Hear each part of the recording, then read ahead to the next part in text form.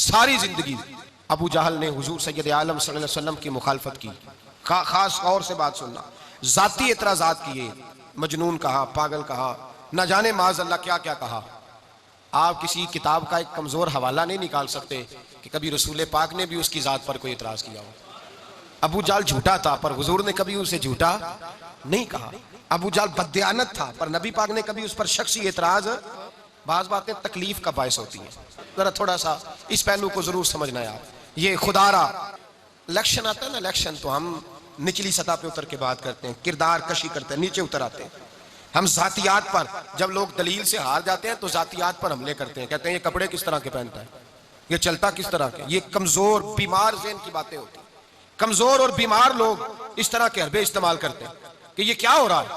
नबी पाक सल्लल्लाहु अलैहि वसल्लम को कुरैश मक्का ने एतराज किया, और कितना सख्त एतराज।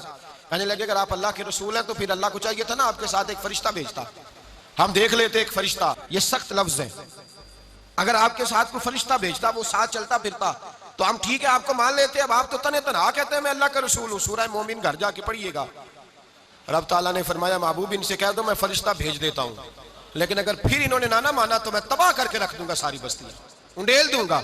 इन बेईमानों को खबर ही नहीं कि मैंने अपना रसूल भेजा है, जब तक मेरे नबी मौजूद रहेंगे मैं अजाब नाज़िल नहीं करूंगा। अगर फरिश्ते आएंगे, इन्होंने ना बात मानी तो फिर ये मार दी। जिस चीज में फायदा है उसी पे एतराज कर रहे हैं। मेरे मुस्तफा करीम सैयद आलम सल्लल्लाहु अलैहि वसल्लम अगर एतराज की ज़द में आते तो कहते नहीं या अल्लाह भेज दो फरिश्ते।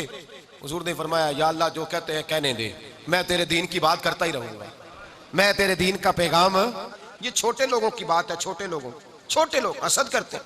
मैंने बहुत सारे ऐसे लोग देखे हैं जो बज़ाहिर परहेजगार होने का दावा करते हैं, परहेजगार बनने का दावा करते हैं, लेकिन छोटी बात करते हैं। जब किसी शख्स से इख्तलाफ होता है तो बुग़्ज़ पैदा करते हैं, जातियात पर एतराज़ात करते हैं। डरना चाहिए अल्लाह तबारक व तआला से। जातियात पर उतर कर लोग तानाज़नी करते हैं। नबी पाक सल्लल्लाहु अलैहि वसल्लम को एक दफ़ा तकलीफ हुई, एक दफ़ा हुजूर रो पड़े।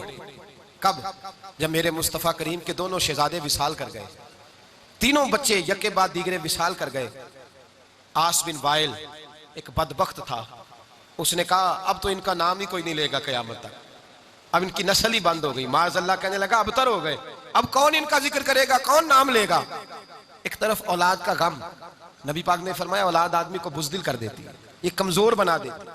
और जिस दिन हजरत इब्राहीम अलैहिस्सलाम सरकार के साहिबजादे का विसाल हुआ, नबी पाक की आंखों में आंसू आए। हजरत अनस कहने लगे हुजूर आप भी रोते हैं?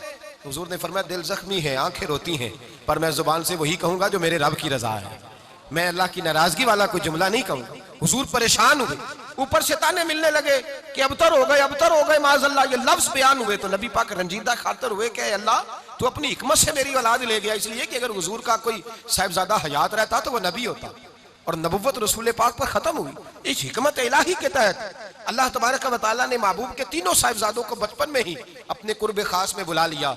जब इतराज हुआ कुफर की जानिब से कि माज़अल्लाह ये तो अबतर हो गए, रब करीम ने फरमाया इन्ना आतईनकल कौसर, ऐ महबूब हमने आपको सारी खैर अता फरमा दी है, खैर कसीर दे दी। आप इधर उधर ना देखें, फसल्लि लिरब्बिका वन्हर, आप नमाज पढ़े और कुर्बानी करें। इन्ना शानियका हुवल अबतर, आपका दुश्मन जड़ कटा होगा, ना बेनामो निशान होगा, इनका नाम नहीं मिलेगा।